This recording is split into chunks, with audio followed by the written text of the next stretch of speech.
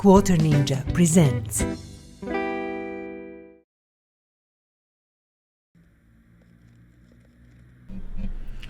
Hello and welcome to Quarter Ninja's Lair, where we play games, and today we play Car Mechanic Simulator 2018. We are playing our playthrough and we are at episode 38 at the moment. So we are moving nicely, and doing our 1000 cars journey. As you know, we are assembling, basically buying, restoring, repairing, and selling 1000 cars. We are sitting on 935 cars to go. This is it. You see, we already prepared this Ford Sierra, and now we are doing our Jeep. Let's kinda start immediately, because I think that would be the best way, although we need to remove starter from engine bay, so let's do it. So what we are doing, we are basically we were playing the game from the start, from the ground zero, from the level 1. And what we did, we managed to go to level 50, which is the top level. 55 is actually top level, but 50 is top level skill-wise.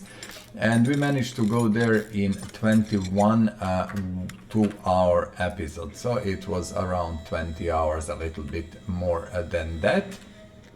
After that, we were thinking what to do. And first we were thinking about doing all storyline missions, stuff like that. And we started also do a little bit of that, but then, we kind of made a decision to simply do a 1000 car journey, which is something that is real challenge. It is interesting, it is different, and we will try to do that in some, I don't know how to say, but probably a good time frame. But from what can be seen until now, it is actually 5 cars per episode. I don't think you can do more without proper preparation in front, but that would mean that I cannot disassemble the cars live. And I don't want to do that for the moment, because if we don't disassemble the cars in front of you while you are watching, that doesn't make much sense from my point of view. So let's leave it for now as it is. We will disassemble cars, but have engines, wheels, shocks and stuff prepared in advance. So these are the 2 cars already: Jeep Willis Civilian, which we didn't do, and the Ford Sierra, which we will do a little bit later. Let's bring in another car, the 3rd one for today. Now let's try to do that as fast as possible. Let's be efficient. And this is the Mercedes W124 500E. Okay, this one, what we are going to do? I have a recommendation, and that will be, let's move it, because you can actually move from lifter to lifter, which is pretty nice. I like it. It's not logical, because you couldn't do that in real life without wheels and stuff. But let's imagine that, we put the wheels and then moved it and then did all the stuff. So we have this beautiful Merc, which I decided to do because, as you know, we did our 62 engines. We covered all 62 engines that are in the game through our basically engine guide videos. We have 6 of them, and you can see all of these links in the description below. There is a nice spreadsheet. I'm just looking, did we forget something? No. There is a very nice spreadsheet, 1000 car spreadsheet basically, which has all the info and everything that you need, about our playthrough. So basically it is, first one sheet is 1000 car journey, where we really have the list of all our cars, what are they, how much we sold them for, I don't know, the rims, the wheels, engine, stuff like that, so you can follow everything and see what is going on. Next one would be the parking, which I called spoilers. If you don't want to know what is on the parking, and don't check it, I am updating it every time when I buy some new stuff and things like that. The third one is engines in the inventory, which I keep as much as for you know, yourself, and to see what I have in stock engine wise. It is also for me because I need to know what engines I have or don't, and you know, kinda work on the cars based on that. And what we are doing now, you see, I kinda have 5 cars and I will remove 5 engines. Some of these, like this one, will be crap and practically unusable, but some of these will be in pretty good shape, like engines, you know, and these can be basically disassembled and refurbished and rebuilt again pretty, well, relatively easy, because most of the parts would be there. And this is what we are doing. We are very often taking, you know, these engines and disassembling them fully, restoring them, repairing them, and then simply, you know, making a new engine from buying parts that we need and making a new engine. So we always have a nice number of engines in stock, and you can check that also in the spreadsheet. As I said, link is in the description down below. Very easy to find. Just click on it and check it. And the last but not least is the tab engine guides, where you have links for all 6 engine guides which I prepared, and you can check all the engines. These guides are basically intended to be guides. That means, you know, just to show how the engines are assembled, not really much about technical explanations or stuff, although in the episode number 6 I explained a little bit about you know, single overhead camshaft, dual overhead camshaft, things like that, engines like that, V inline, inline engines, V engines, stuff like that. Just a short explanation, but for whatever you want to know, you know, more about technical aspects, please, you know, go on the internet, do a search. There is very many great really kind of resources where you can find all the info you need. So I would recommend to do that if you want to know more, but if you just need to see how the engine is assembled and what parts maybe you need in advance and stuff like that, just feel free to check my engine guides. There are 6 of them, and all 62 engines are covered inside, so everything you need to know is there. When we are talking about engines, that's it. Also, if you want to know more about the gameplay, feel free to check my playthrough videos from the episode 1 to the episode 21, because in these episodes we were talking much more about the gameplay, explaining how things are working, what you should do, you shouldn't do, stuff like that. And you know, when we finished the playthrough, basically this, when we came to level 50, then we switched slowly to just doing stuff and more or less talking, you know, about random stuff, not really explaining why we are doing this or that or how do you do this or that.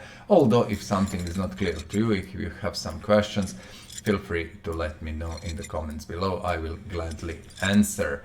And you know, if I can, of course. If I cannot, there are always other members of community that can step in probably and, you know, give you a proper answer. So with that out of the way, I just want to remind you, as always, like, subscribe, comment. You know, the comments from my point of view are the most important. Of course, subscription and likes, as you can imagine, for the creator, they mean a lot.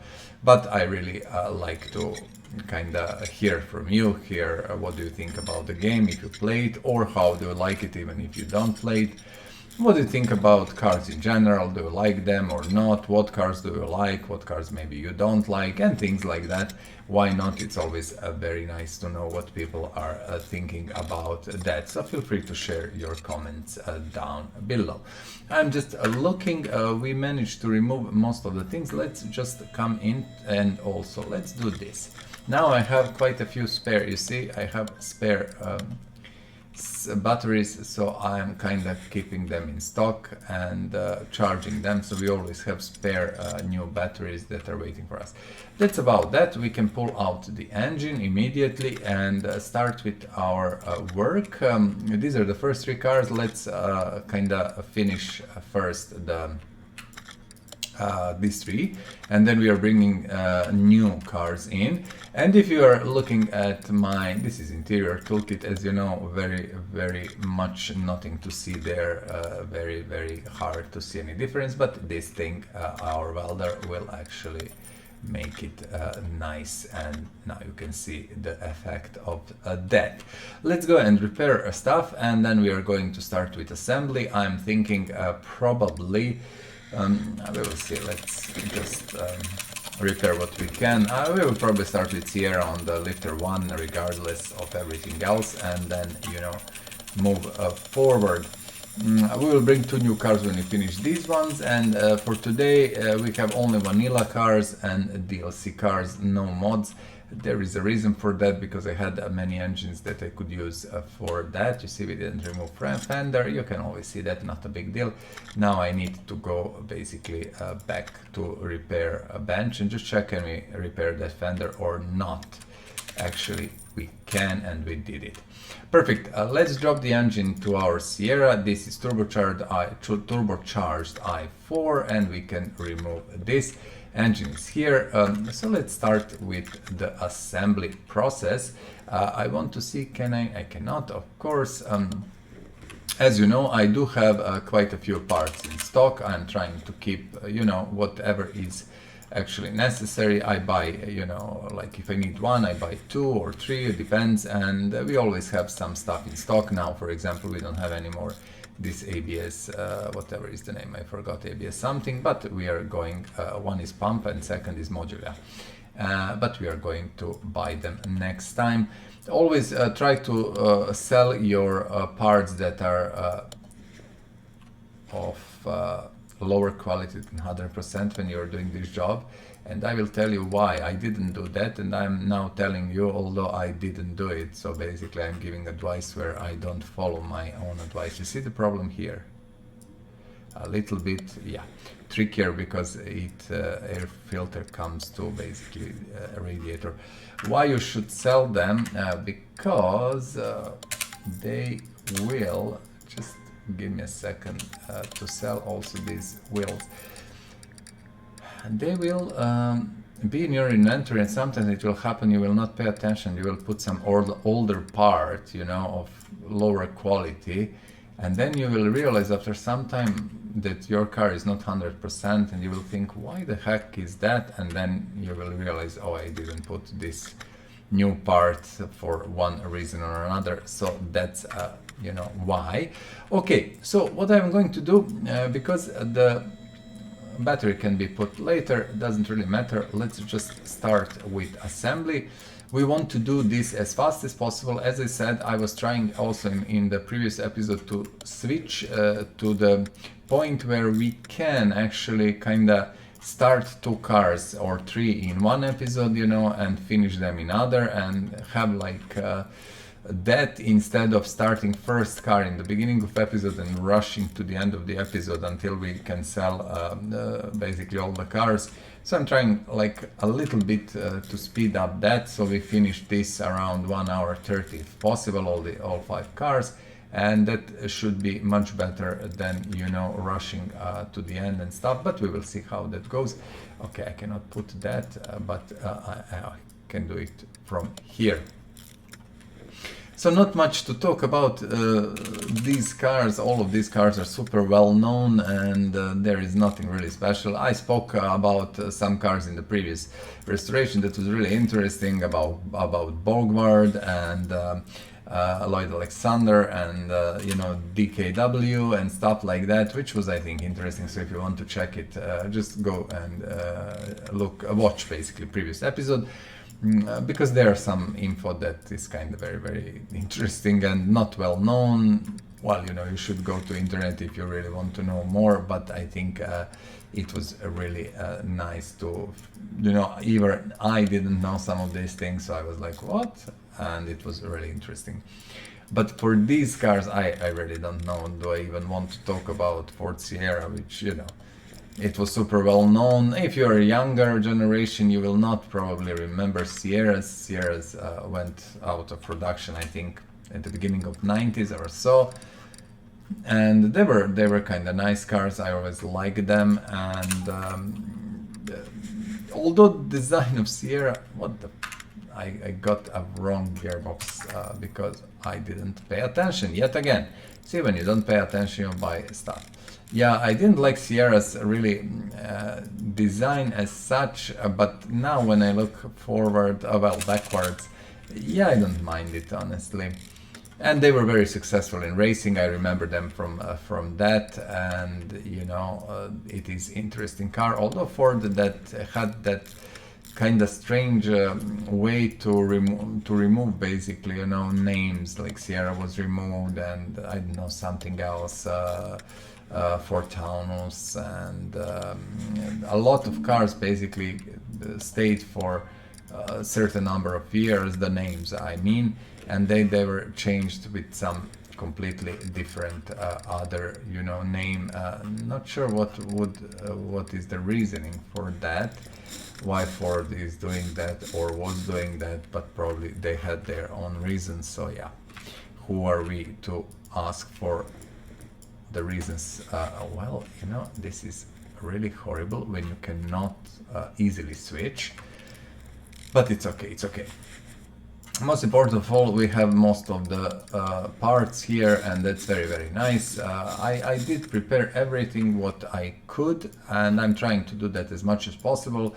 So we have most of the parts and everything ready, so we just assemble stuff, and you can see the assembly process, which I think is the most interesting.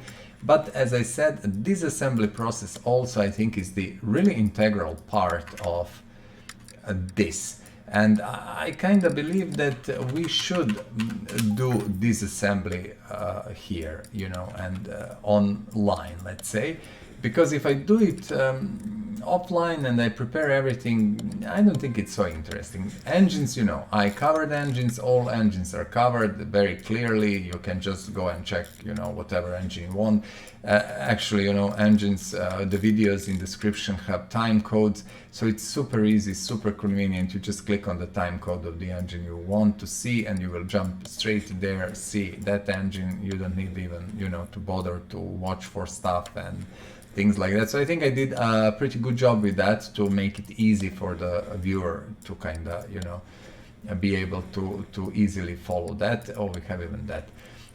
Yes, and that is why I'm saying, you know, oh, we don't have rear suspension cross member. Just give me a second, this is the one. This is why I'm saying, you know, these things can be prepared in advance without any issue, because you can always recheck it, they're always the same. You know, the tires also, they're always the same process. It's nothing new, except, you know, you are changing kind of the rims itself and tires, but that's not a reason enough, good enough to, you know, do that online and to spend time. So I think we kind of are doing this properly in a way. We are kind of doing only things that are really interesting and new, and things that are repetitive and are kind of always the same we did already. But as I said, this disassembly process is always the same in a way, you know, you disassemble things and stuff, but mostly cars are different, they have different suspensions, different parts, different brakes and things, so I do believe there is enough of the difference to always kind of have interesting things to watch, yeah? So that's my reasoning behind that, and we will keep for now doing that.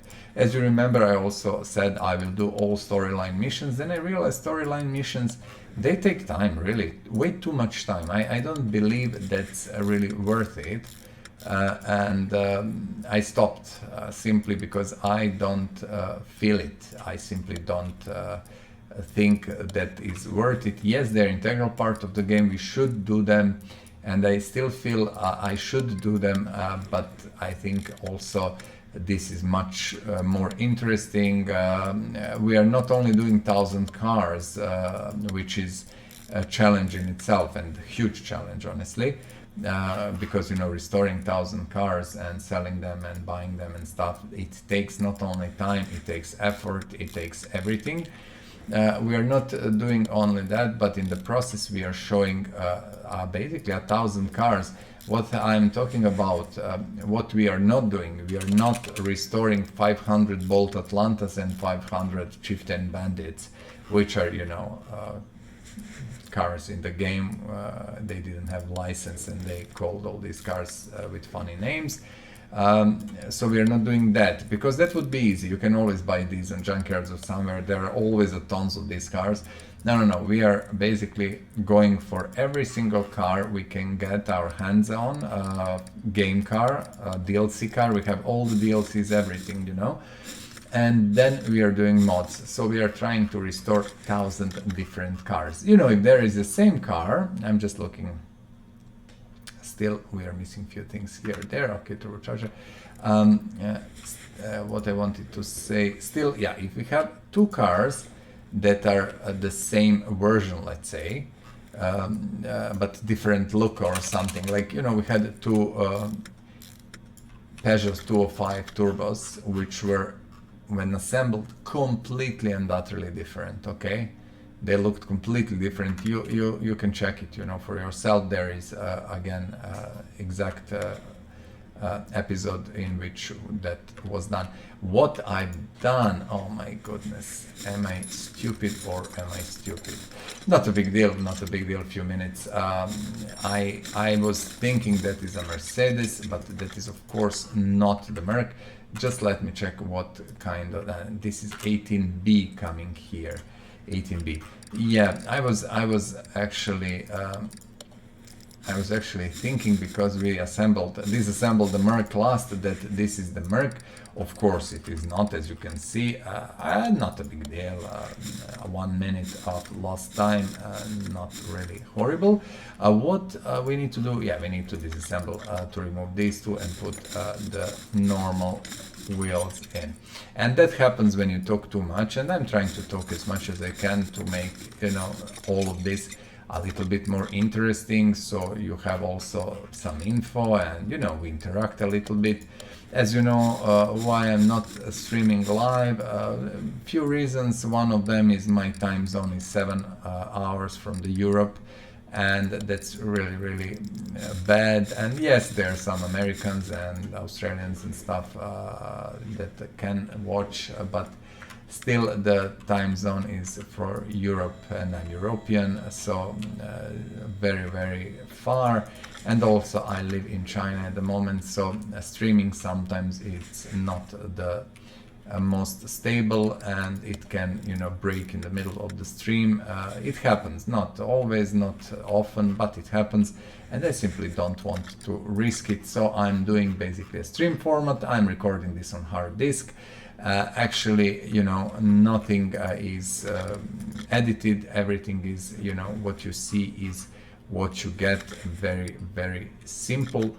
And that's about that. We just need to put turbocharger, which we don't have. Okay, now let me just buy one, because turbocharger has to go at the end. It's simply, you know, you have to put all of these things, an engine and stuff, so it's easy.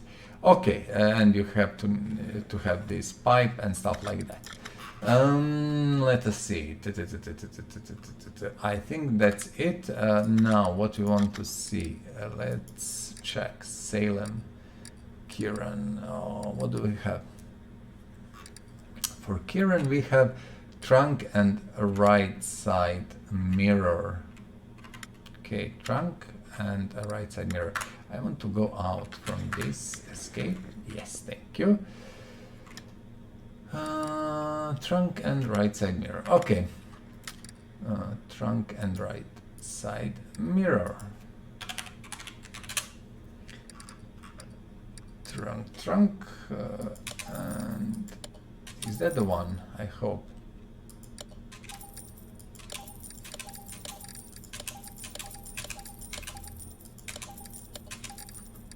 Oh my goodness, a lot of parts. I think we should have all the parts now. Bodywork. As you know, I really prefer, if I can, to work on the body here, because I feel this is more convenient, easier, and kinda yeah, convenient and easier. I don't know what else I would say. It's simply easier for me to see everything when it's not sitting on the... Did I have two bumper? Okay, I will sell one. As you see, I have 3 million. I have loads of engines, loads of cars. So money is really not an issue at all. We will earn more. And once when you start to do these things and when you manage to push yourself a little bit and be on a higher level, everything is perfect. So Minnesota plates, because I can. Okay, let me just check. This one doesn't have hood, yeah? Let us check just to be on the safe side. Yeah, so Kieran 5D and 13. Let's see, 5D, Kieran and 13.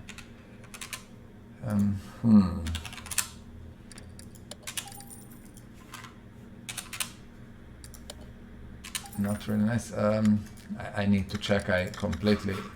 It's not 5D actually. It's like seat 5 leather D. I completely forgot seat 5 leather D.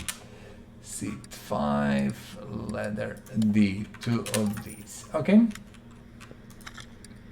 And let's assemble our interior. You know, interior usually comes last. We have some Jeep things, which is very interesting. I have no idea.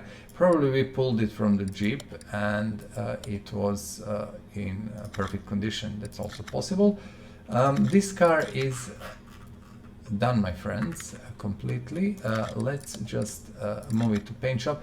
We are going, I'm mostly painting them in the factory color, except when I really like something else or I don't like factory colors. I'm checking also liveries. Yeah, I don't know. I'm looking. This one looks nice.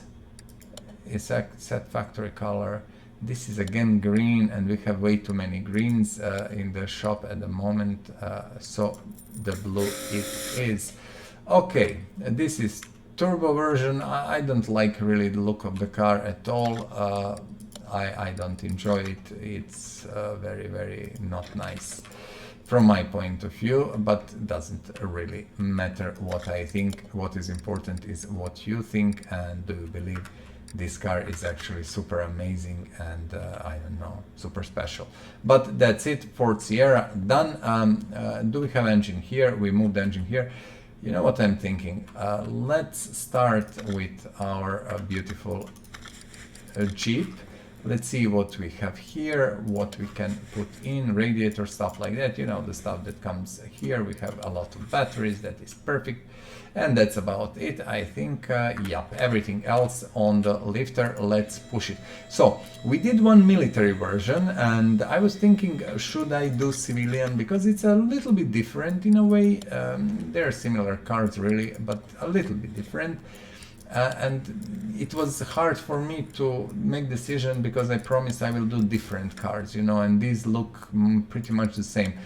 But then kinda it struck me that it's not so bad. They are a little bit different and they're pretty cool cars, and you know, why not? I don't think anyone will mind, honestly, and it's not a big problem. So we are doing both military and civilian version. It is iconic enough to be, you know, done in different versions. That's what I'm thinking. Also, never forget, yes, Jeep is iconic. Jeep is kinda, you know, everyone knows for it and stuff like that, and that's great, but that's all about marketing, as you know. American marketing is the best, and they sell their stuff very, very good. They convince you they're the only ones, the best, the most amazing and everything else. While that's not always the true and correct, it still is, you know, what they're doing really great. Well, I'm telling that because yes, Jeeps were great. Well, actually they were super crap, and the ride in them was the most horrible thing you can imagine and everything, but they were able to go, you know, wherever you basically wanted them to go, and things like that. So yeah, from that point of view, they were really good. But never forget that British had Land Rover, which I would always actually prefer over the Jeep any time of day or night, without any thinking, or you know, actually there is no comparison. Land Rover is so much better than Jeep. But you see, the marketing was not so great, so the Jeep became the greatest ever kind of off-road car. Also, do not forget, which of course you don't know, Russians had quite a few models also of their own versions, from GAZ 61 to 64 and some other manufacturers and other stuff.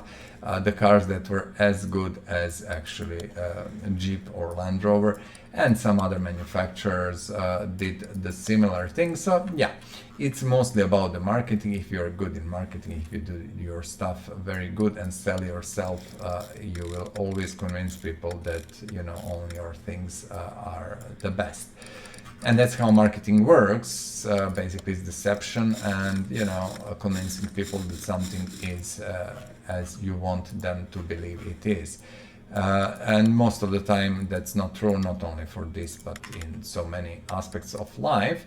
In any case, that's not what we are here to talk about. That was just a mention because I was thinking, you know, about all these. Things that sometimes you really believe the things are like that, and actually they're not. They're a little bit different, but yeah, they're represented like that, and you simply don't have a choice but to trust it until you check some info and understand, oh my goodness, not everything is like that. Okay, so this is slowly going. Unfortunately, we cannot put starter. Let's see, we don't have even a rear muffler. Let's put that. But don't understand it wrong. Actually, the Jeep was a great car in, you know, that segment, and for what they needed the Jeep to do. There is no doubt about that at all. But still, was it the greatest or the game changer or something? I'm actually not sure.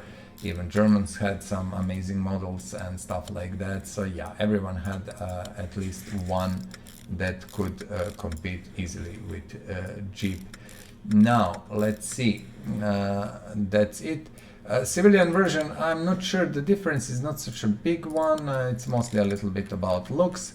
But yet again, as I said, it's iconic enough and so well known that we actually should do it, even if I, as I said, don't believe that was the greatest off-road car of all times, or you know, the game changer or stuff. It was a good machine.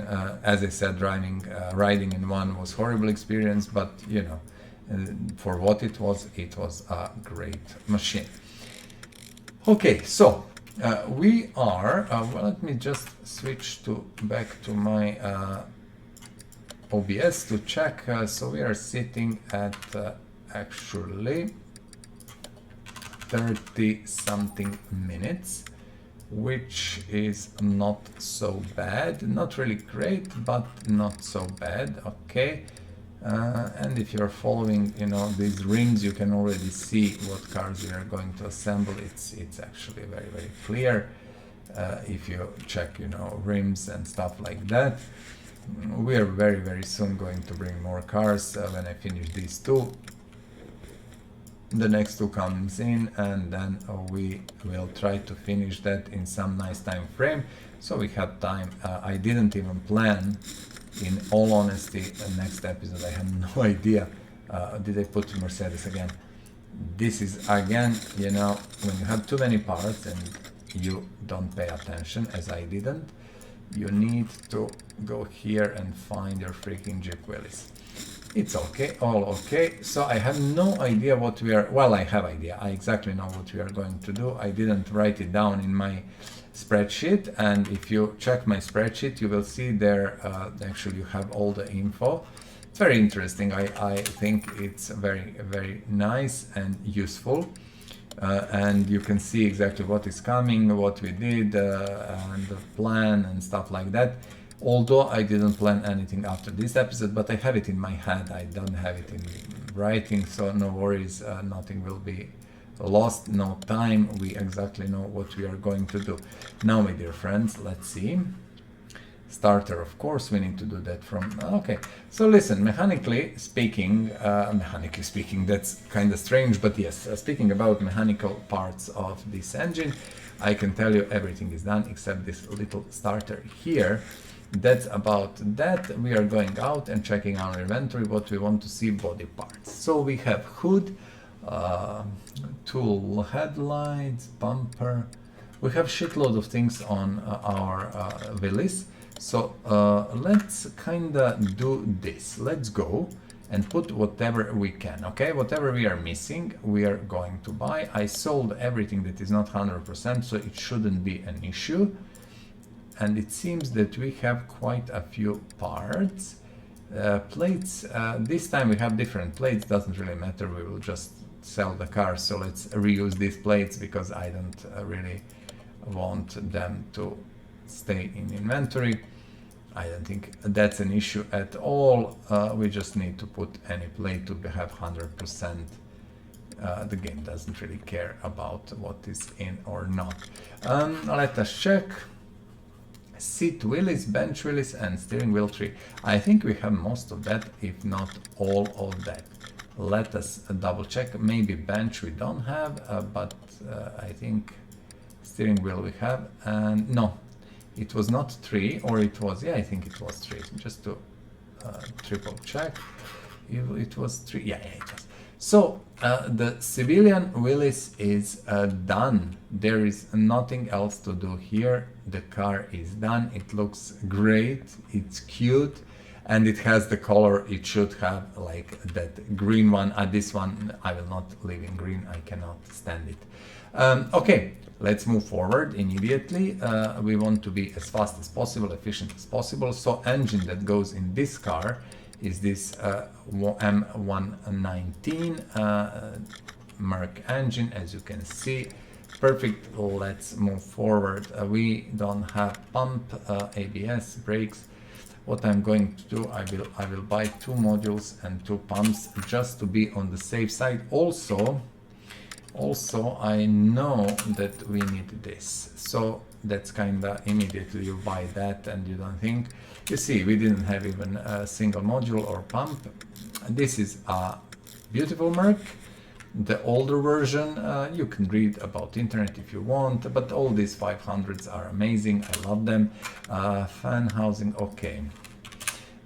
It's not Dan, it's actually fan. Bs.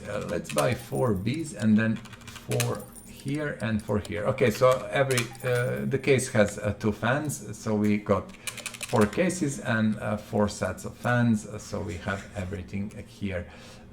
This should be okay. We have 1 servo and later. Okay, let's not spend any time. The battery is there, but we are going to put it in. So the Merc, well, what is there to talk about Merc? What I'm doing immediately, maybe you've seen it, maybe you're not. I need new parts, so I'm immediately buying them.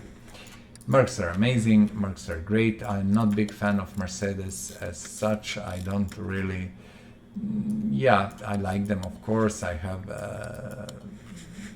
understanding how good Mercedes is and everything, but I was never a huge fan of Merc.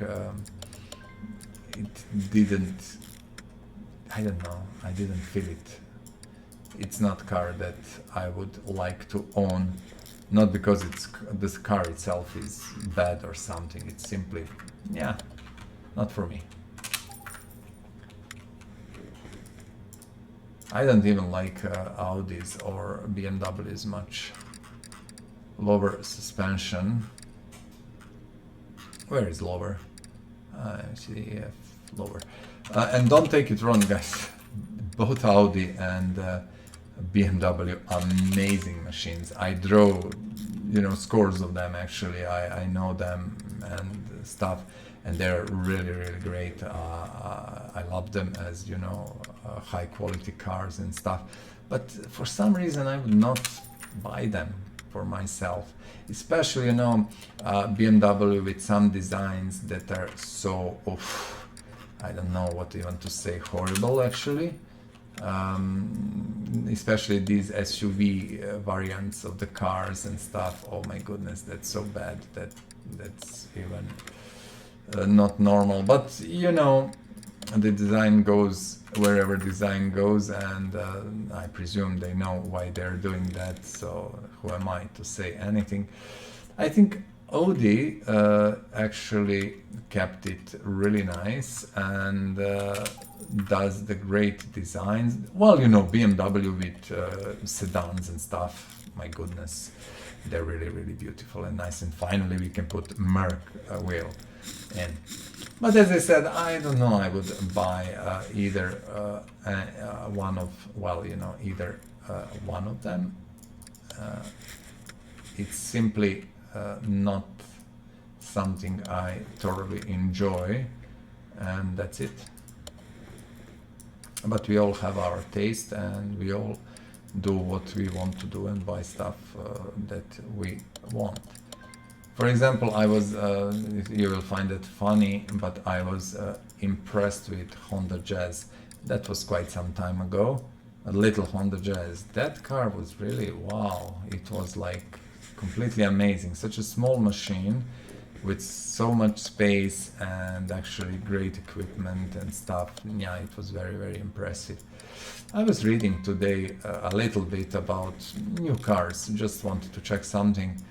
And you know, I was looking exactly at the cheaper end of the you know, mid-end cars.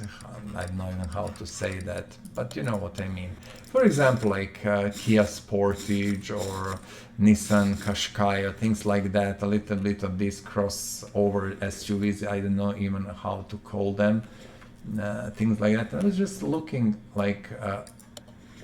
You know, what are the prices today and stuff. Yeah, and these things, the price is not so important, but what you get today, you know, for the money is really, really good, especially safety-wise. Because, for example, I was looking at Kia, it had every single freaking safety thingy. Which one we need? I just missed it. Suspension rear A, just bear with me, I will forget. And that's really great, you know, all radars, track following, in front following, behind following, you know, everything. So it's quite impressive what you can get today for the money. I didn't really expect that. As I said, I'm not driving car at the moment. I don't need it. For me, it doesn't make sense to own the car because I can do everything much faster and easier by using taxis or just, you know, I don't know, underground or buses, whatever. It's just more convenient. And I don't want to, actually, you know, it's always easier not to own car because you don't need to bother with that at all. It's nice to have it, don't understand it wrong, but it's easier not to have it actually because you don't need to bother with that. With all the, you know, stuff to worry if someone is going to hit you or is someone going to steal your car or, you know, just, I don't know, do anything to your car and you're always worried about that and stuff like that. So yeah, sometimes it's easier not to have car and that's it. In any case, as I said, I was checking cars today just to broaden a little bit the knowledge about stuff that is going on today. Some models I didn't know even existed, you know, from these mainstream manufacturers, let's say, because I live in China and here you can see everything actually from all over the world. They have huge market. It's such a big market. It's bigger market than, you know, all of the Europe and America combined, much more actually. So they do have like was it number 3 or yeah, it's number 3. So they have every single car you can imagine here, plus dozens and dozens of Chinese manufacturers, which you never heard about, most probably. I didn't hear about them ever until I came here.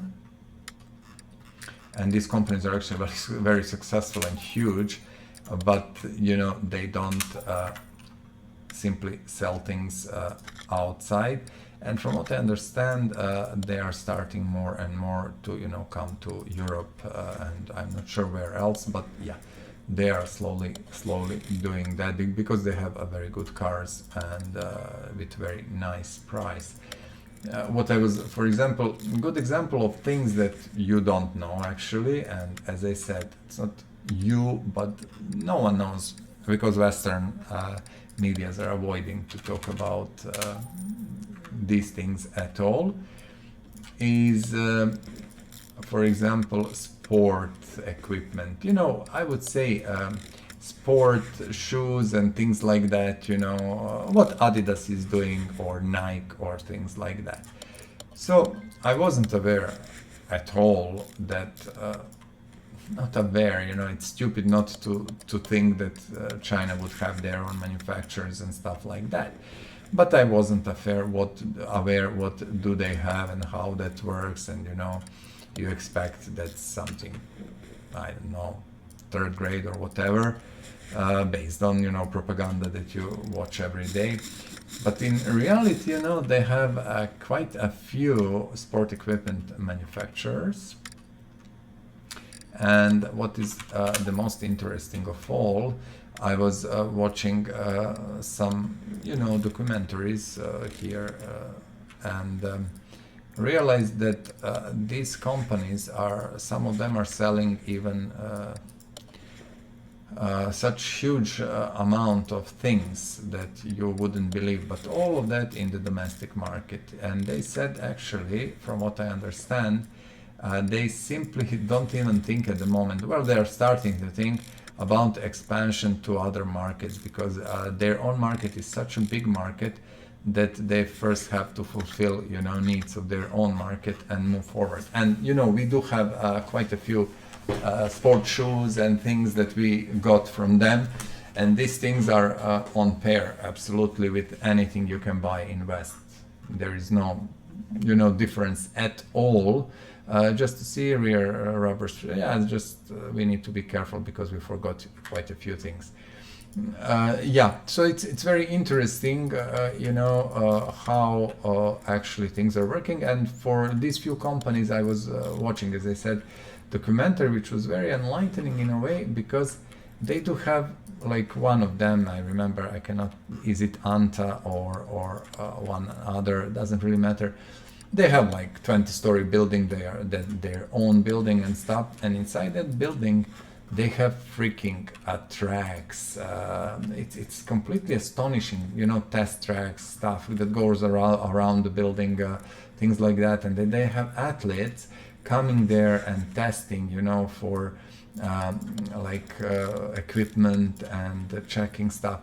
It was simply surreal. I was like, what the hell, you know, I never really expected that, and that was, wow, super impressive. So yeah, you can learn a thing or two, and it's not, everything is not black and white. What actually, you know, probably I'm not sure, but you know, looking at Western medias, for them everything is super black and white, and you know, but you should be always open and check stuff for yourself and try to better understand what the heck is going on. What is my problem? Where the F are clips that are missing, because from what I understand, some clips are missing and I cannot figure out, are they here? Maybe just let me you see, my dear friends, that was on the engine. When I disassembled one of these engines, and it didn't have clips, so I didn't realize. Okay, so clips, a rear drive axle and wheel bearing. Okay, that I know I didn't put in, and I think that would be that. Let's just push car up, and we didn't put one axle and bearing. and that should be here on this one because we don't have wheel here. Okay, I'm just looking what we are missing, and we need to add that. Okay, and that's it, and wheel. Perfect. So my dear friends, this is a car number 3 basically done. Let us check what do we have in the body store. Wow, let's sell this and this and this. Rear left door bumper and left fender. I need to check shop, okay, just to see do we have 500E as such. Yeah, this is it. Okay, now double check about parts. Not this. My buttons are next to each other, so I often just press the wrong one. Rear left and left fender and front bumper. Rear left, left fender and front bumper. I think I got it. I'm almost sure. Let's see. Can I move it? Maybe yes, I can. Perfect. I will have to move some of these cars out. And let's do it. You know me, I like to close first the freaking hood, please. And then keep going because I want to see lines of the car while we are assembling them. And this is a DLC car, of course. As I said, we are today doing DLC cars and one vanilla car.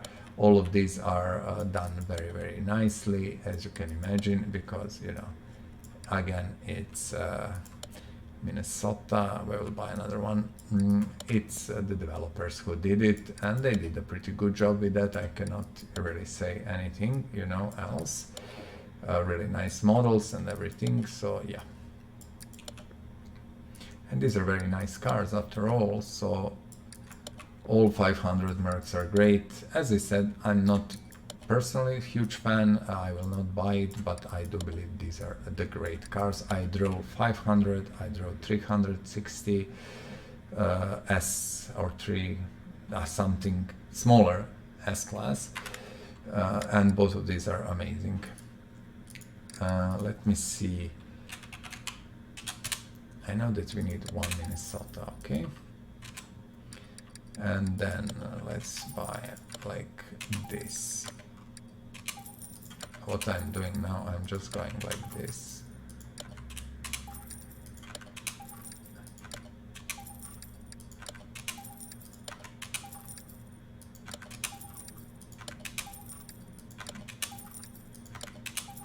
Bear with me, bear with me, bear with me, guys.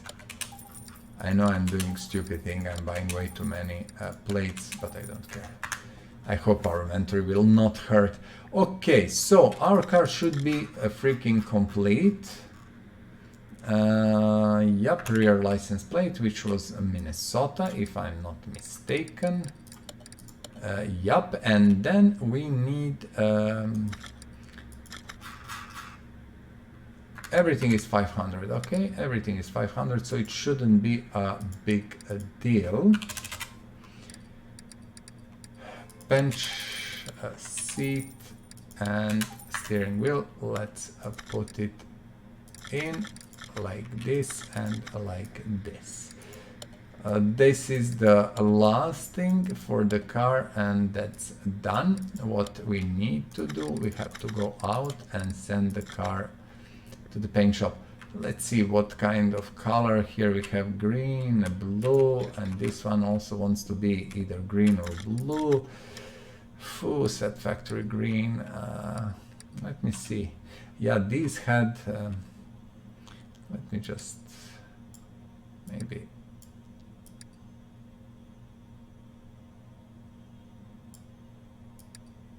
you know what, this is the color for the Merc S-Class. I don't want even to think about that. This is the proper color. You all remember these, you know, with this, I think it was plastic down and stuff like that. So yeah, I think I got it right as it should be. Perfect, my dear friends, the Jeep goes to the parking and the Merc goes to lifter 1, and this one goes to the parking because I don't want it here. Yep, let's bring the last two cars. So the first one should be the one and only F350 Super Duty. For fuck's sake, how big this car is. It's simply astonishing. Okay, move it there. And the next one would be hello, where are you? Hello. The Dodge Viper GTS. The Dodge Viper GTS, a beautiful machine, I have to say. I always loved them.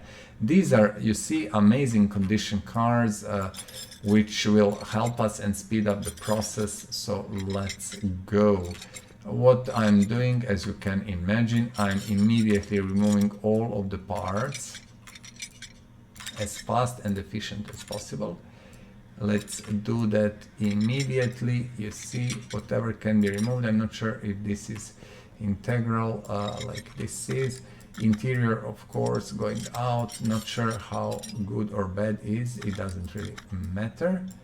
I'm just looking. We have front window and we should have a rear window here. I do believe that is all, taking in account the bodywork. We will do the same. Well, you know what? No, let's leave it for now. I'm thinking maybe first to assemble this thing. So now, you see, 90-something%, almost everything is almost perfect. And this engine, once when I have time and stuff, I will basically just disassemble it, repair stuff that needs repairing, and just assemble it again, and we will have a proper new engine again ready for next car. That's kind of perfect with these cars that you buy in auctions. They really work very well. Yeah, so that's that. Let's push car up, and I think the bodywork is basically all there. So we will see. I think I will maybe need only glass, windows, and that would be that. But still, all these parts are unfortunately not good enough. Look at that, top left corner. Just check top left corner, 99, 94. Yeah, that's the problem, you see. And regardless of what we are doing, we have to disassemble everything and assemble car again. So this car is in perfect shape and it's almost like from the factory, but to be able to sell it for the profit, we need to basically do the full restoration. We know how much we paid for that. We have it in our spreadsheet. You can check it, and we will see how much we sell this car for. And also I started to do that very recently, to write where the car has been bought and how much did I pay for the car. So now we will also have that info. Before I didn't do that, but now I'm doing it. And as we have more than 900 cars to go, there is ample time to check what kind of earnings you can get on specific cars and stuff like that, and is it good to buy car in auctions or not. So we are at the same time, we are doing this 1,000 cars journey. We are actually doing a bit of statistics and under better understanding what's worth or not to buy, sell, and stuff like that. In any case, we are sitting at 58 minutes. It is 1 hour. I hope that we can be pretty fast and do this as efficient as possible and as fast as possible. So front suspension gone. I'm immediately moving here, removing drive shaft, and moving to rear suspension. Also, I want to remove the starter, which should be here. I can do it from here. Yes, perfect. Do I have that luck to remove? I was thinking maybe I can remove it from there, but then I switched, I double click and switch back to the focus, doesn't really matter. Exhaust pipes, let's remove them. We need to remove fuel pump. You see, you will always get fuel pump in the cars from auctions, and you will never get fuel pumps in the cars from junkyard. And there is quite a few parts like that. That's the bug, of course, that developers didn't fix. And as they're basically, they left the game, they are not doing anything for the game, so there is not much we can do about that. I think the only thing they come back to the game is when they want to sell us new DLC. That's, you know, the proper money grabbing, and you know, they should earn money. I understand that, don't take it wrong. As I said, I worked in game company for years as a head of community management, and you know, I kind of know a thing or two about gaming. Not only that, I managed to meet so many different people and, you know, kind of talk with them about different stuff. I know the processes, I know how things are working, I know developers and stuff like that. So yeah, this kind of what you have here is when you see people coming only for the DLC and saying something only for DLC, that is typical money grabbing attitude, you know, when people develop the game, milk the game as much as they can, and then they just pay attention to the game when they want to earn more from the same. That's about that. And there is quite a few examples of that on the market. They are not the only ones, trust me. There is quite a lot of them. And while you have the, let's say, monopoly, you know, and there is no competition, you can do that stuff easily, because people, you know, who like that, they will always pay the money. But once when the competition comes, trust me, everything is different. Simply, you know, your game starts to hurt, and then you either change your attitude, which doesn't help much, because people, you know, people remember, or you simply forget about it and, you know, forget about the game and develop something else, hoping to milk more money again, you know. And that's kind of the worst thing that developers can do, but there is quite, as I said, a lot of them that are doing that. And, you know, it is a valid business policy for them, not for the customer, but for the companies it is. And after all, as you can imagine, companies are here to earn money, not to make us happy or to do anything for us. So that's the first thing you have to understand. They don't give a crap about you, trust me. Gaming companies. Probably not a single one. I would say there are probably few and far between that are really kind of oriented to work with customers, with players, to, you know, have them as a focus. But yeah, trust me, that's the last thing they care about. Money is everything, and that's only, you know, why they're doing this business. And that's perfectly fine. Again, don't take it wrong. You should be in this for money, but from my point of view, you should have a very good balance of, you know, money grabbing and kind of customer relation. That's always something that works the best. I don't have issue to give money, me personally, you know, to the gaming company, and I will always do it, especially if gaming company is trying to give me something back. If I have a feeling that they are really, you know, trying to do it, if they are communicate, if they tell us what's going on, if they share things with us, and that's called community management. Of course, this game doesn't have it. I didn't see it. Maybe I'm wrong. Again, if I'm wrong, please let me know in the comments below. Tell me, oh, you're so wrong. These guys are communicating all the time. They're amazing. I don't think so, but maybe I am wrong. So correct me if I am. In any case, off-road tire, that is F350. I think these are all the same, and these are the old ones. We are going to use new ones. Immediately putting in, and that's it. Yeah, so as I told you already, I've been on E3, for example, in LA. Then I've been on Gamescom, and, you know, I know Cologne better than my hometown now. So many times I've been there. You see what I've done now? Maybe you didn't, maybe you did. This disc is 94%. Okay? And I made a mistake by not coming here before we started restoration and repairing all of the parts, okay? And now there is every chance that I effed it up and that I put some part maybe that's not 100% because I was talking and I was a little bit distracted. As you can see, shitload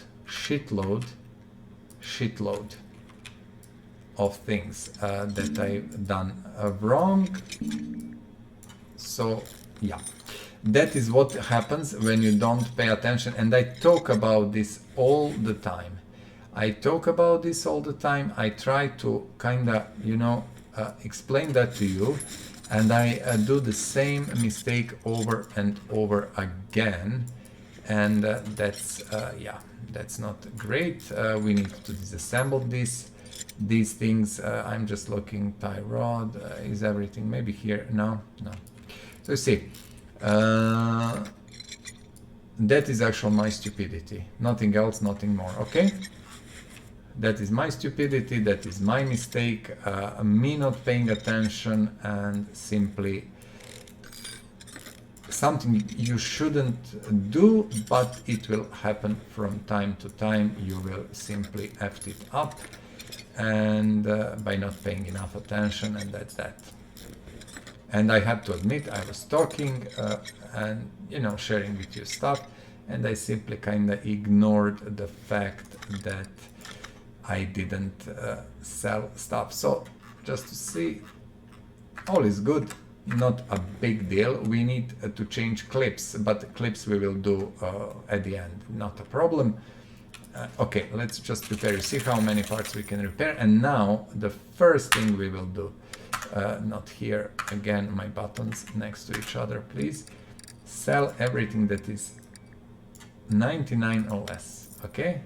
See how many parts, $1,500 almost, or whatever money you use. Okay, now let's go back. Now we will have everything 100%, not a big deal.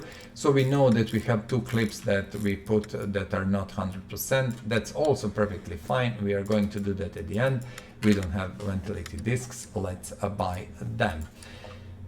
So yes, I was talking about me traveling. As I said, I've been on freaking E3, I've been in Cologne, on Gamescom, I've been on Paris Game Show, of course in Paris, I've been in Britain, in London. I cannot remember the actual name, they changed it, but it was a British gaming show, the biggest one. I really cannot remember the name at the moment. I know they changed something, and then it was called one name, and then after that another name, and then I completely lost it. I've been in Moscow, in what was the name, or what is the name of biggest Russian gaming convention? Still cannot remember, don't take it wrong, it was quite some time ago, etc, etc. Have I been somewhere else? I cannot remember, honestly. Maybe I did, maybe I didn't. But this is kind of, you know, you go there and you meet all these amazing people and you talk with them and you understand things better and you figure out how things are going and stuff like that. So it's always interesting, trust me. It is kind of pretty cool. It was nice job, but these jobs are, I can tell you immediately, so stressful. You see these things, I will sell them immediately, personally, and everything. 95%, 94, 94, 94, 98, 95. I'm keeping engines because we are going to assemble them later. As you know, I'm going to disassemble them, restore, repair, and assemble them and reuse them for our future projects. And yes, so yeah, it is extremely stressful job, and if you work in that industry, expect that your stress levels will be way over the board, and that's kind of downside of it. And yeah, that's that about the gaming industry, about me working in gaming industry, so you know why I can say a thing or two. And you know, I know that everyone has an opinion and everyone is entitled today to have their own opinion, even if they don't have a clue about what they're talking about, which is completely fine. You know, why not? If you want to listen to someone who doesn't have a clue what he's talking about, why not? That's nothing bad with that. You know, people do that actually, and some people very much know what they're talking about, some people don't, and that will always be like that. With internet, you know, we came to the point where people can talk about nuclear physics and they never have been physicists or something, but they are still discussing that like they know what they're talking about, and that's a little bit of a problem. But what can you do? So that was front exhaust pipe, but let's just be 100% sure. BV8, BV8. Oh my goodness, there is so many of them. So front exhaust pipe B. Where is the B one? BV8. Okay. And why I'm saying that? I'm just saying that because, you know, when I talk about the games, I do have a kind of credentials, and I am someone who actually knows a thing or two and should be, you know, kind of allowed to talk about that. Lots of things in this interesting in this exhaust system. Look at that, 5 if I'm not mistaken. Actually very interesting. And Ford, you know, F-Series, if you don't know anything about it, that would be very strange, but if you don't, feel free to jump to the internet to check it. You know, these utility trucks, great trucks, really amazing. I love them really, and I think these Ford Fs are the most sold cars in America, if I'm not mistaken. They sell, I don't know, every minute or every few minutes one of them, so it's kind of interesting. But great trucks and very useful, especially for the big countries where, you know, you have stuff to take with you, and when you do some job and things like that. Very, very nice. And I presume they should be pretty safe because they're big and very, very strong. So yeah, they have kind of all the things you might need. But for some people, of course, trucks are completely irrelevant. They don't care about them. They care about different things. So we all have our stuff that we like more or less. For me, example, you know, I love it. I would drive it, no problem at all. But I don't need it actually, you know, even if I would need car, that would be super overkill. So yeah, I think these cars are actually for the people who need them for one reason or another, yeah. Either to go hunting or to, you know, do their contractor's work or whatever, you know, bring woods, trees from the woods or whatever. Almost done, which is interesting. You see, this car is in a way simple and not so complicated, even if it is such a huge car and everything. Nice, nice, nice, almost done. So 1 hour 12 minutes. Yeah, we are again going to push us. Simply, you cannot do it faster, especially if you F up things like I did. 2 clips that we need to remove. Brake servo, okay, I know that. Perfect, let's go do the clips and do the brake servo. Clips are here, I know, that's really not an issue at all. Just let us see. This one is 100, this one is 100, so these two on this side. Probably, I would bet I didn't have these. Clip A, let me see. We probably don't have clips A. 100%. We have 2, okay. And I think these that are not 100 can be repaired, which is completely stupid, but it is how it is. And we will run for a second to our repair bench. Just bear with me, please. You just want to see clips, you can repair them. Why I did it? Because I don't want them to stay in inventory. Okay, bodywork, I had no idea, let us check. Well, it is 100, yeah? 100%, perfect. So let's return everything. We are not watching, and you see all the bodywork is 100%, even glass. that means the body was completely new, perfect and everything, but other stuff not. So I'm just checking if everything is 100%, bear with me. It seems that everything actually is 100. Yeah, this is another one of the cars that I got from auction that has everything 100% on the body, which I really love. Alabama, yes, very fitting. So Sweet Home Alabama, very nice song, I remember that. Interesting one. Let me see, this is 100%, 100%, 100, hey, so many parts, wow. Okay, people, enough. And hood is the last, no, front window is the last.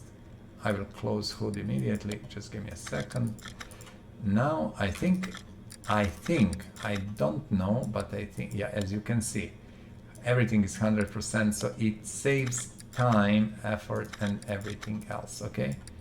Bench, and my friends, last but not least, steering wheel.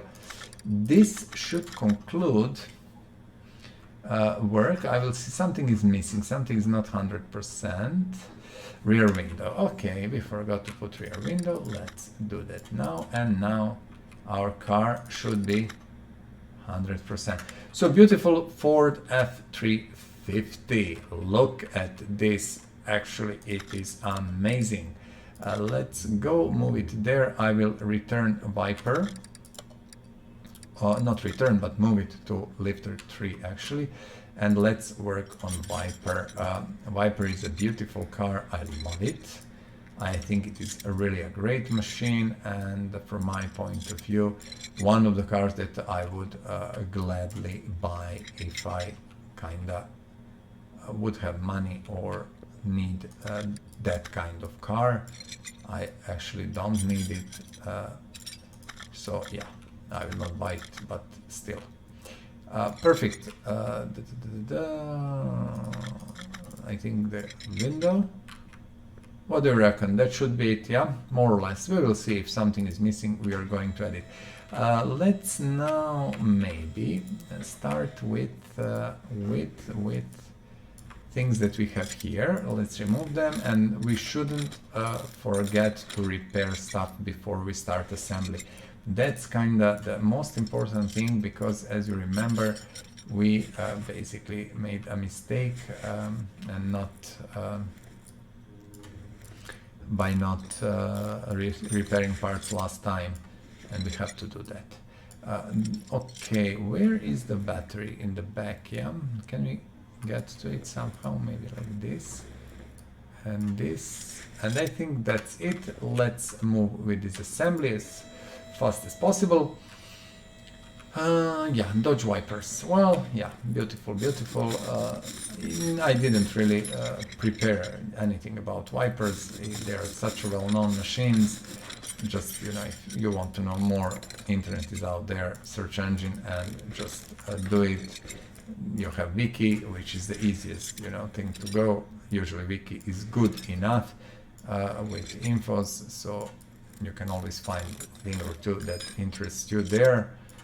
If you want to know more detailed information, there are quite a few websites which are dealing with, you know, in-depth info about things, and some of these are, you know, talking about Vipers, so feel free to check them.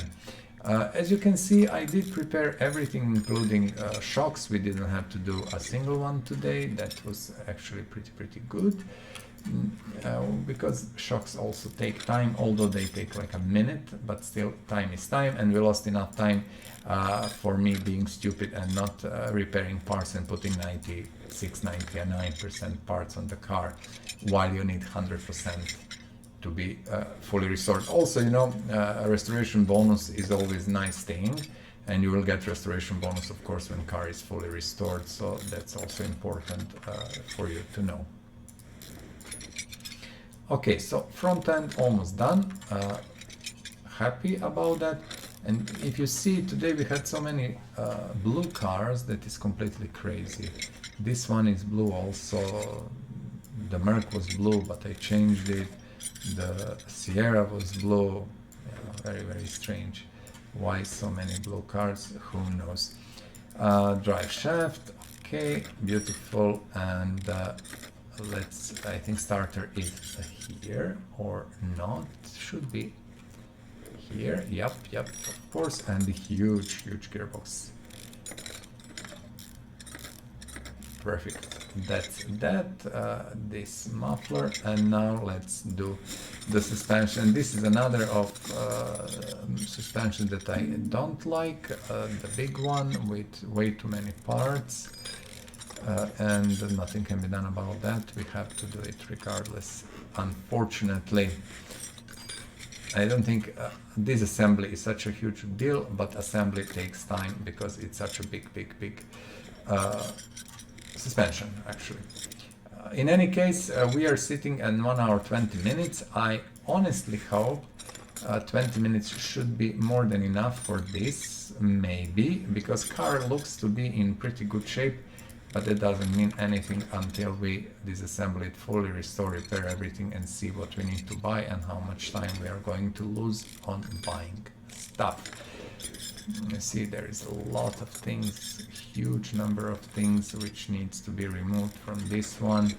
Yeah, this bushing and this housing. Okay, let's go on this wheel, remove it, and that's kind of it. And we have fuel tank that we are going to remove last.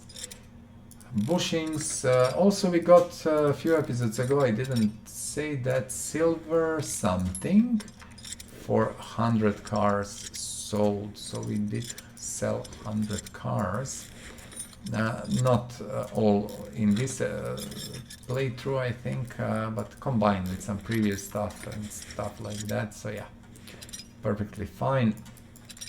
Before I didn't really try to sell many of my cars. I was keeping them as showcases, but what I did, I deleted my previous games completely, everything. I didn't kept anything, so everything you see is completely new. And for me this is like completely new playthrough, actually. Because before I started these episodes, I didn't play the game for 6 months at least, or so. And then I started from the zero, actually, and it was interesting experience. Okay, I think, have I seen something? Just give me a second. Have I seen something here? Like you see this one? Yep, I did. So that was a good catch. Nice. Let's remove engine from the car. And we can do that easy. Engine out. Let's do interior. As you know, we always do that. With interior you cannot really see much difference. It's kind of shinier, but yeah, that's that. Also, welder will not help a lot because this car is in almost perfect shape, so nothing to see there. That's it. Not much we can do. Let's drop engine in. We have new V10 OHV prepared, and this one can go.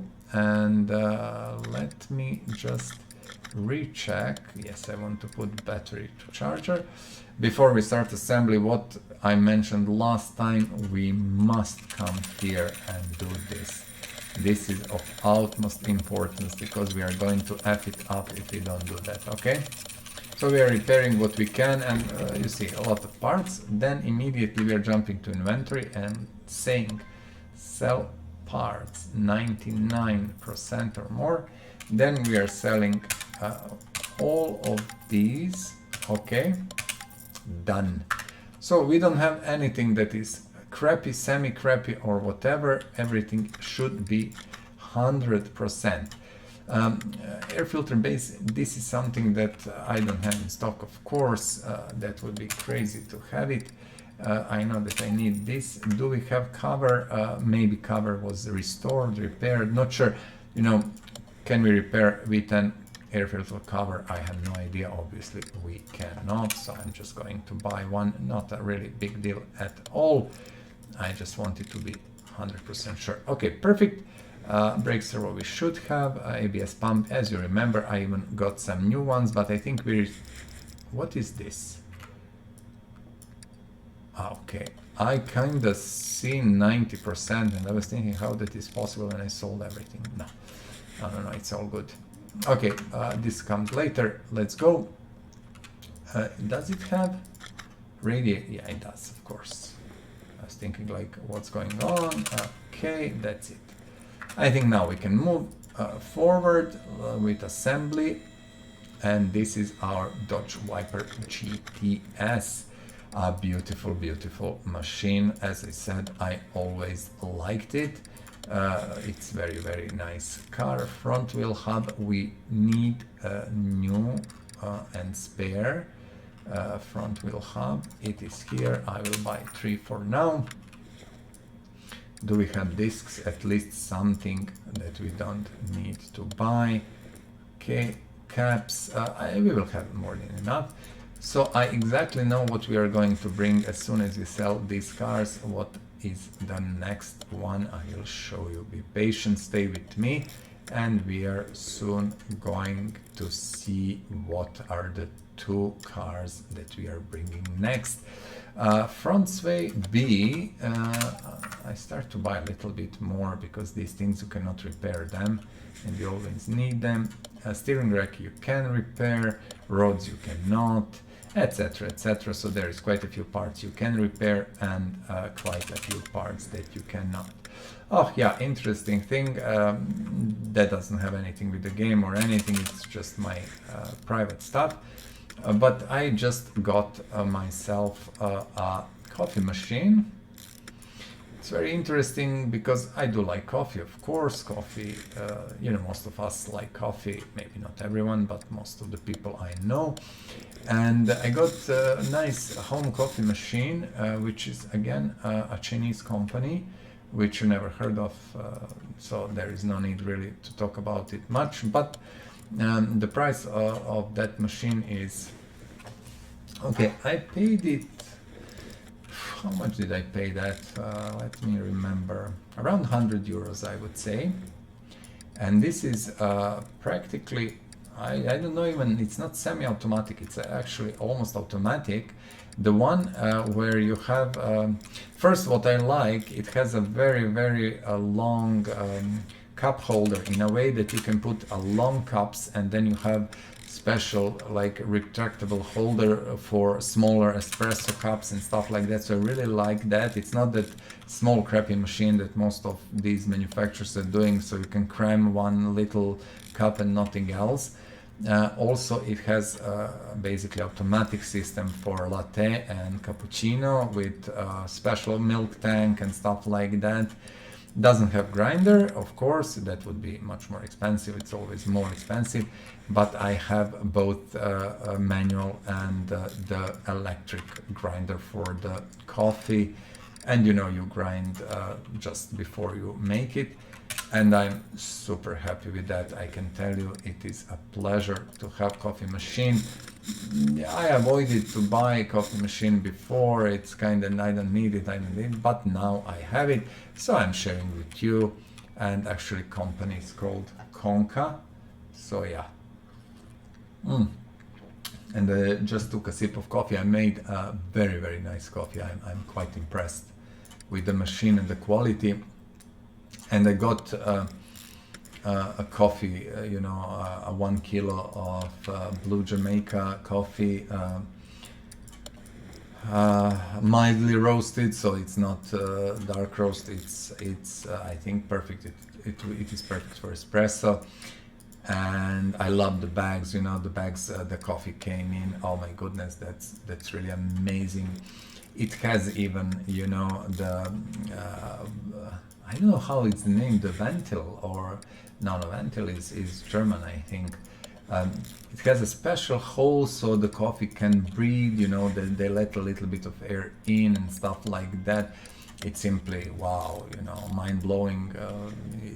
Before, you know, when you went to buy coffee, you know, you would just get coffee in some random bag, but now, wow, you get all these clever things, so coffee is always fresh and stuff. Oh, pretty nice, pretty nice. I'm quite impressed, and I love it. I love the fact that I have a coffee machine now and I can make coffee. And it's not that I couldn't buy it or something, but I simply didn't. And now I did, and yeah, both my wife and I love coffee, and this is for us very, very nice. We don't have small bushings, we have only 2 from what I understand, but that's perfectly fine. Yeah, that's that about coffee machine. And yet again, as I speak about stuff in China, and I will tell you stuff, you know, because it's interesting. Not many people who are you know, from Europe and stuff live here, actually really not many, especially in these COVID times and stuff. It's almost even impossible to come to China, you know, without 3 weeks of quarantine and stuff like that. It's really, really complex. But yeah, I'm planning to, you know, tell you a thing or two, and sometimes mention some interesting things, like, you know, that company Konka, which I have like induction plate from them, which again works flawlessly. And you know, my mom has some Western brand, and there is really no difference at all, you know, like there is simply is the same product, it's just different package. What do we miss? We miss small rubber bushings and stuff like that. And you know, if you ask me, China is actually a magical country. It's astonishing. You should take opportunity whenever you can. One day when things are going a little bit better in the world and there is no COVID and stuff, you should come and visit. There is so many amazing things. It's astonishing. The cities here, people, I cannot even tell you. I didn't know cities like that exist actually, and I visited, you know, I visited 50 countries, around 50 countries in the world, and most of that developed countries, okay, the rich countries and stuff. And I can tell you, cities like this here, that don't exist in the Western world. Simply everything here is astonishing, new, or you know, it's either super new and amazing infrastructure is completely crazy, you know. Unfortunately, I think Europe or America don't have such an infrastructure, no way at all. And yeah, you should come and visit. I think you would be super impressed and completely blown away like I was. Front exhaust section, middle muffler V10. Okay, so they have separate middle mufflers. Okay, that was B or A? I think it was A. This is for this Dodge that we are looking, and we need 2 of these, I think, and that would be it. Yep, because these are going on the side of the car, so that's perfectly fine. We even have this beautiful, nice gearbox, and you see, this is nice in the game that you can do this and kind of mount from some random side and stuff like that, so you don't need to be specifically on that part. But sometimes also it can not work if you're too far or stuff like that. So let's see, everything is 100. I did pay special attention on that. Rear shock absorber cup, blah blah blah. Okay, so my dear friends, what we are missing here, I will tell you immediately. I exactly know what I didn't put in.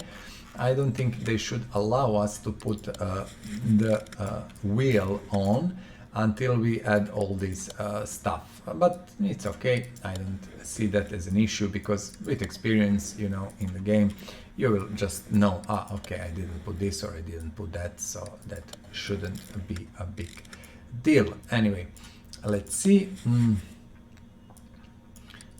Okay, and that I think does that. What we want to do, we want to put the starter in and then check everything. I believe we are done. Yes, we are, my dear friends, we are done. Mechanical part of the work is done. Let's see the body. Dodge Viper, everything is 100%. Let's go. I don't want even to lose time on anything. Let's just do it. Again, I'm switching, putting the hood down and putting parts. I love the fact that you actually have these cars from auction with 100% bodywork, so that saves a shitload of time. I'm sorry for saying shit. This is a family-friendly channel, so that shouldn't be there, but again, that's not such a harsh word, so I do hope you don't mind. Let's see. That's it, that's it, that's it, please, thank you. Seat and rear license plate, let me see, I'm not sure, but I can hope. 100, you see? 100 and 100, nice. And the last but not least, let's go with random Armenian plate. Wow, okay. Okay, so my dear friends, 1 hour 34 minutes, we did it. Where is the freaking car that we just did? This is the problem at the moment. Am I crazy? Just give me a second. Where is...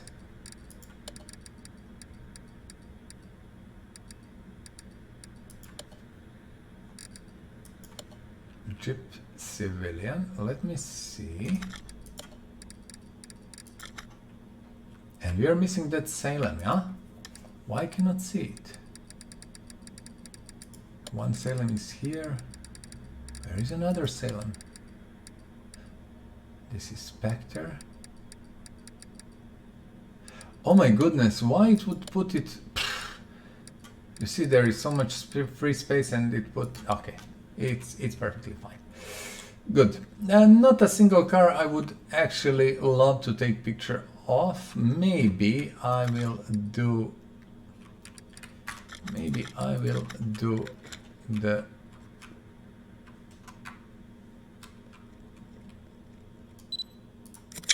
one of these, and then I will just do a group picture from here. That's it. 2 screenshots and let's go, my dear friends. First, but not the kinda, well, I think it's worst in this one. I don't like it. I really don't like it. I don't like the look of the car at all. So that is Ford Sierra actually, turbo, whatever. As you can see, 73 something, we will sell it, 88,000, goodbye. I really don't like that car at all. The next one is a little cute Jeep Willis, the civilian version. As I said, I wasn't sure should I do it or not, but then I decided why not. It's a different from a military one. That's again 100%, not much money, 27k, good buy and everything. This Merc I painted in black because I believe this is how it should be. You all remember, if you are older generations, these big 500Ss with these silver plastic things down. Beautiful car, very nice, and it will bring us 86k. So this is another car done. This beautiful big machine, as I said, I love them. These trucks are great for people who need them. They are really astonishing machines. F350 Super Duty, perfect, amazing, great car. This one brings in 160. Well, you know, I earned on that one not really much, but really I think 20k maybe tops. If I remember how much I paid it on auction, and on this one I probably lost money. The Dodge Viper GTS, a beautiful, beautiful car, there is no doubt about that. No, I didn't lose money on that one, actually. 370, I think we are good.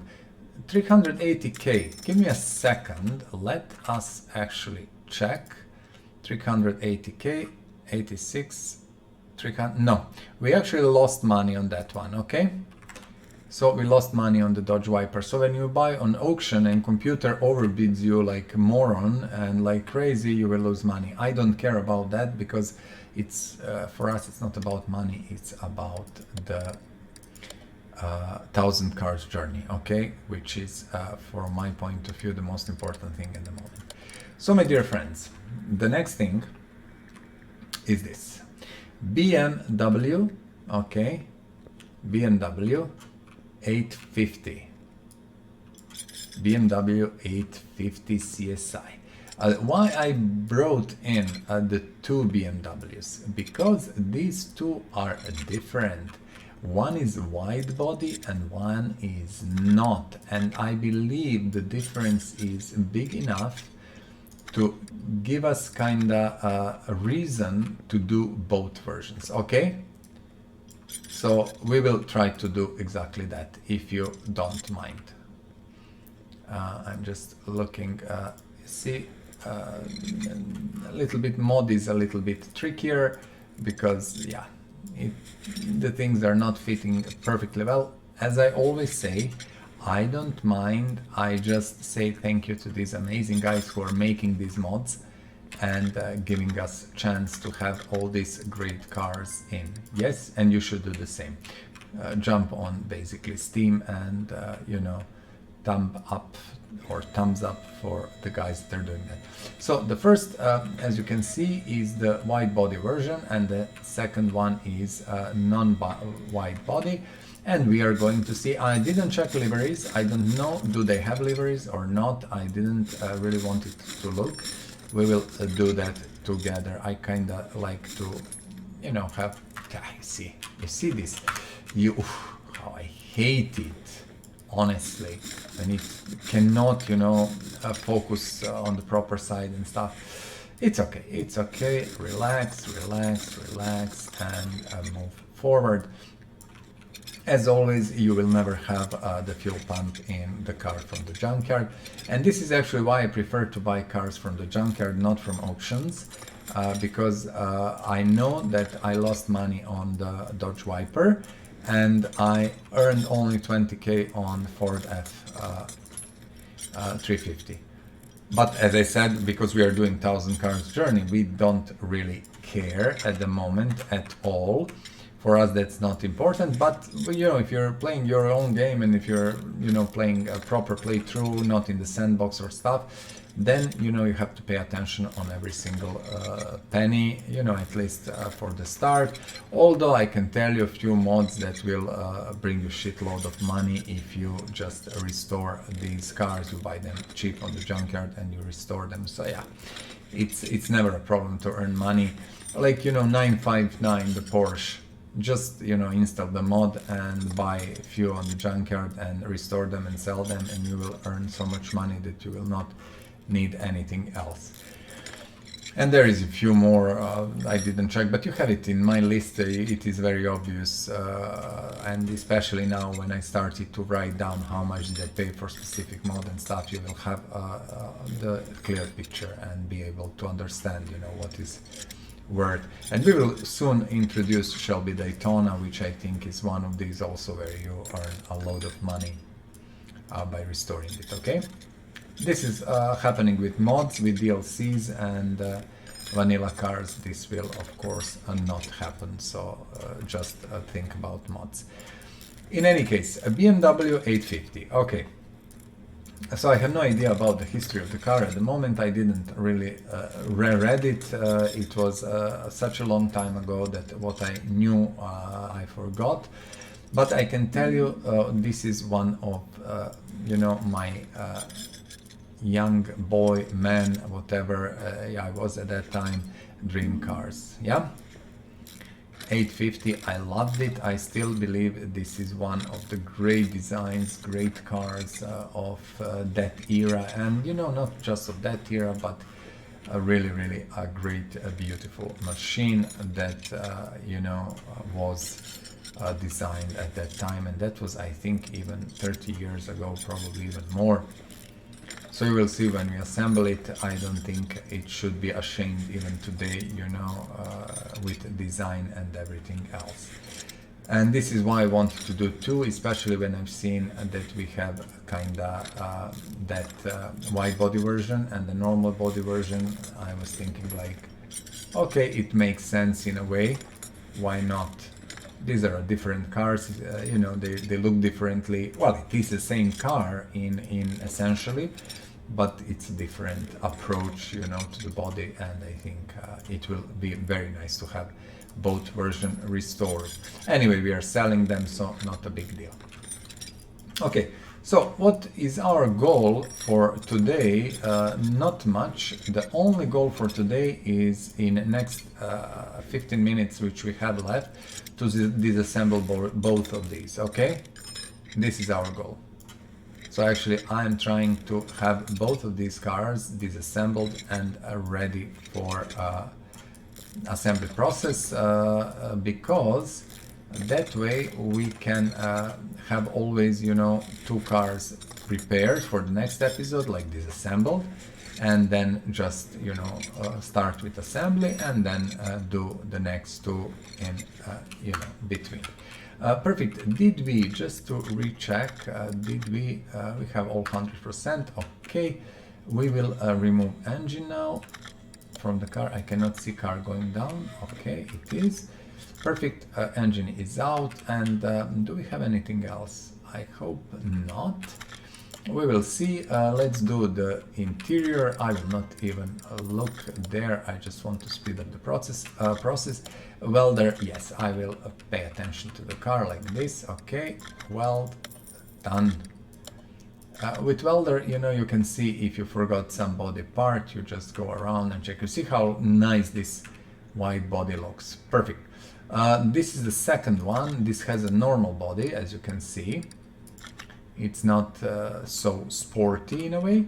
So, my dear friends, let's go. This one is in a better shape, as you can see. It has more parts. Well, actually, it has all the body parts.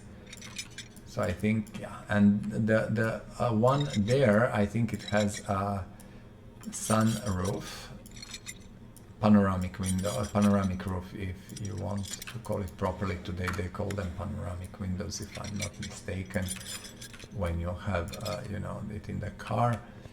Do we have rear? No. Okay, I think that's that. Let's just, as fast as possible, disassemble also this car. And we will have two BMWs ready. This one has a V12 engine, interestingly enough. If I'm not really mistaken, I think I'm not. And the first one has, or both has V12, I have to check. Not sure, do they have V12s or V10s?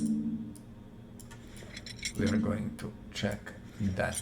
Actually, not a big deal, but I first want to disassemble everything. That's for me the task for now.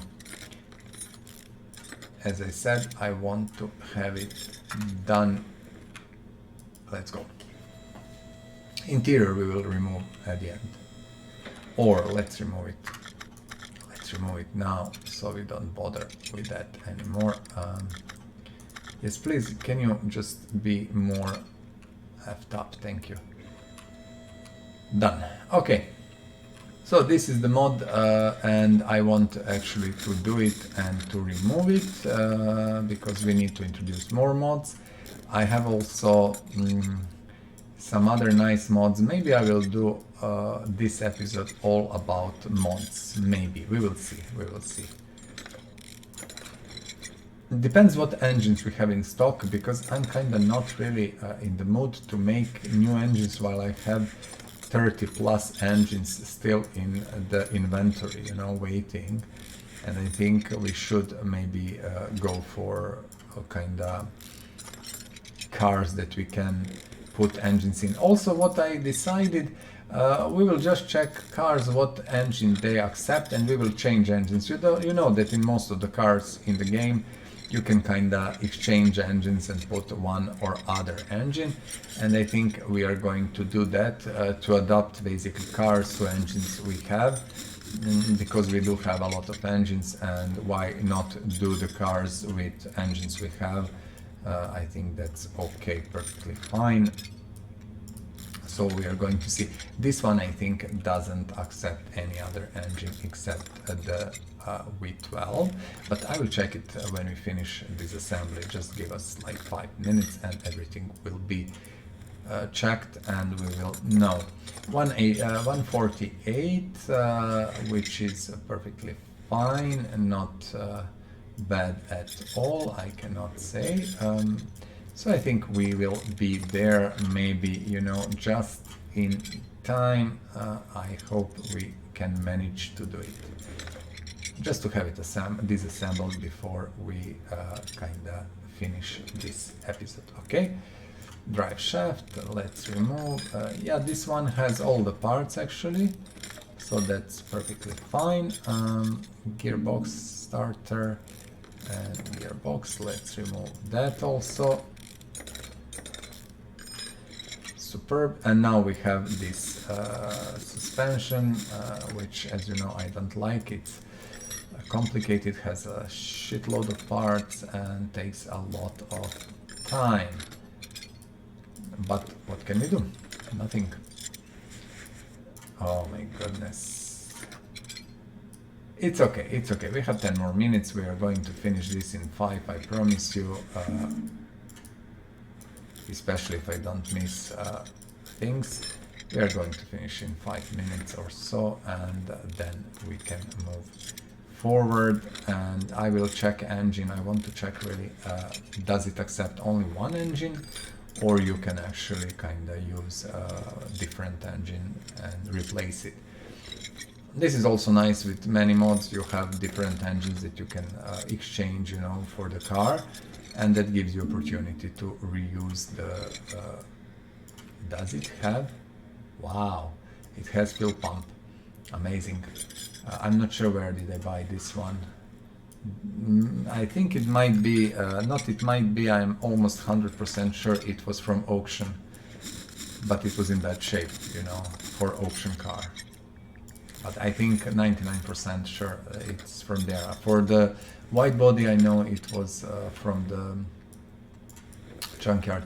I didn't write down info for these cars before, but now I started to write down price and the place where did I buy it and everything. So in future restorations you will all know for basically everything exactly, you know, where did I buy the specific car and how much did I pay. And when we sell it, you will be able to see, you know, selling price. Like for Viper, I'm sure we didn't earn anything, we just lost money.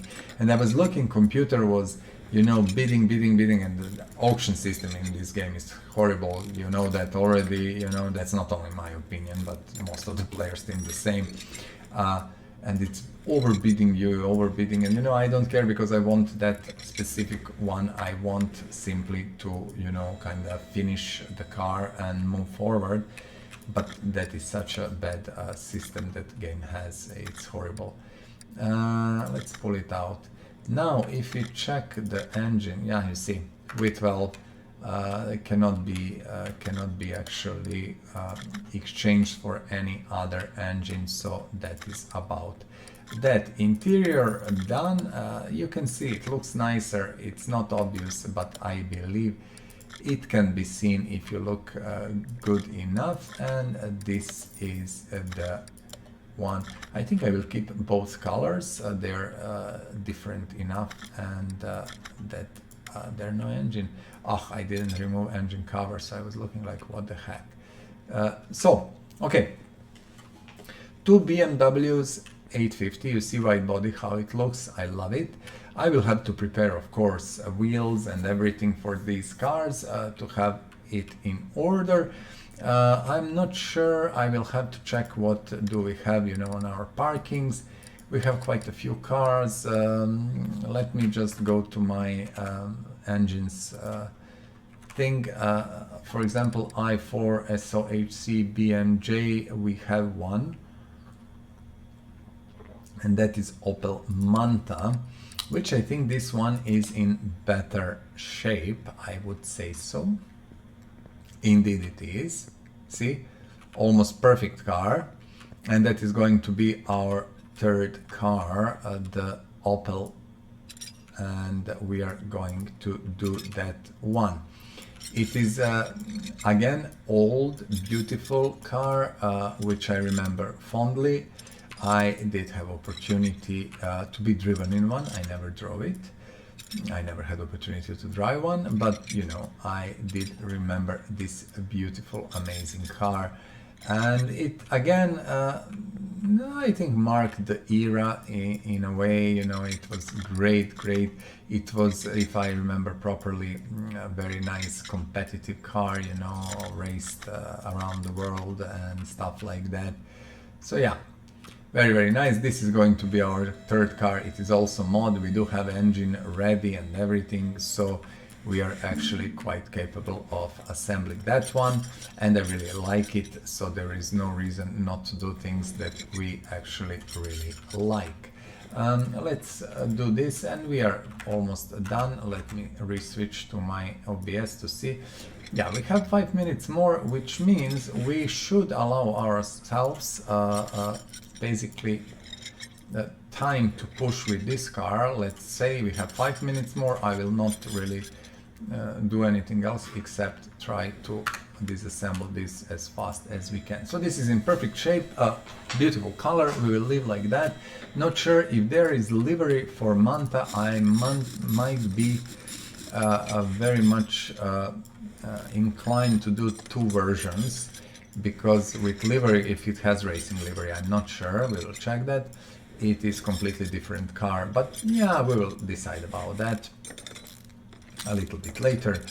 That's not so important at the moment. What is important for us is to do as much work as we can, so we have some space in the episode 39, if I'm not mistaken. Next one would be that. So we are doing these mod cars because I'm kind of trying to remove again a few mods and install a few more mods. Always mods are great because they're so different, so versatile. You know, you have such a huge number of different cars. Some cars I simply cannot find, so some mods are sitting for quite a long time in, and it's very hard to find them. Some of them I find all the time, tons of them. So yeah, it's completely, you know, I don't understand the logic. Even the random number generator shouldn't do that, you know.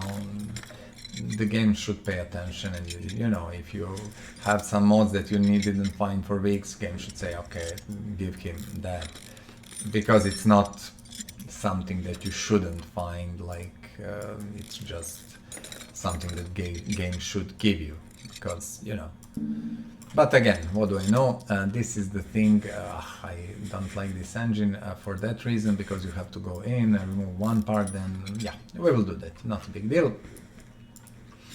Let's remove what we can fast, and everything else will come later. This one is from auction, obviously, because it has the fuel pump in, and probably it has a starter also. I wouldn't be surprised, because these cars from auctions have that, while cars from junkyard don't have that, which doesn't have logic. As I said multiple times, I really don't like it, but nothing can be done about that. A few more minutes. I think we might be able, if we push hard enough, to disassemble fully this Opel Manta 400. And I didn't really talk about that much, only mentioned at the beginning of the episode. But guys, boys and girls, if you don't mind, just, you know, click on that like button and subscribe button. If you, of course, enjoy, you know, being here, looking at these videos, watching them, and the things I'm doing here. So yeah, like, subscribe, and most important of all, please comment, you know, interact, let me know what do you think about the game, what do you think about these playthroughs, these builds, and you know, especially what cars you like, what cars you don't like, maybe what cars you would like to see restored. You can always check the workshop, you know, on Steam, and if that car is there, I will gladly introduce the car into the game and, you know, restore it for you. You can choose even color and plates, no issue about that. And I'm always saying, you know, let me know what plates would you like to see on the car, you know, your name, your country, your state, whatever. I can do that, and you can have a little bit of customized car before we sell it. We need to push car down. And we don't have really much time.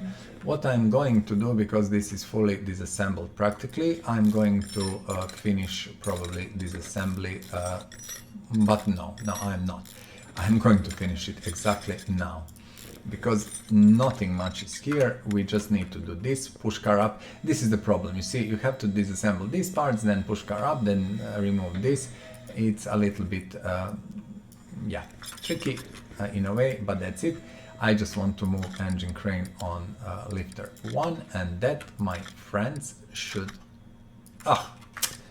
Stupidity is always there, especially when you don't pay attention. I forgot to remove a gearbox yet again.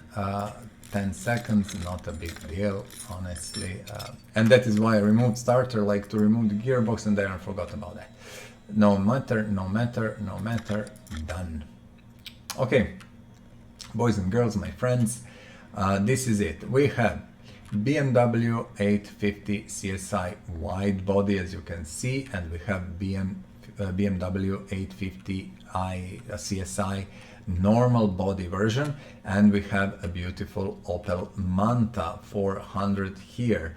These three are waiting for us for the next episode, for the next restoration. We will add 2 more. I will make decision a little bit later and see what we can do. And that was it for this episode. We restored 5 beautiful cars. We sold them. You can check that if you go at the beginning of the episode and watch from the beginning. Next episode we are going to finish these 3 and add 2 more. And as always, have a great day. Stay safe. Take care about your family. Do something you love. And at the end, always I say, enjoy life. I will see you soon in the next episode. Until then, bye-bye. Please subscribe to this channel, share and like this video. Thank you.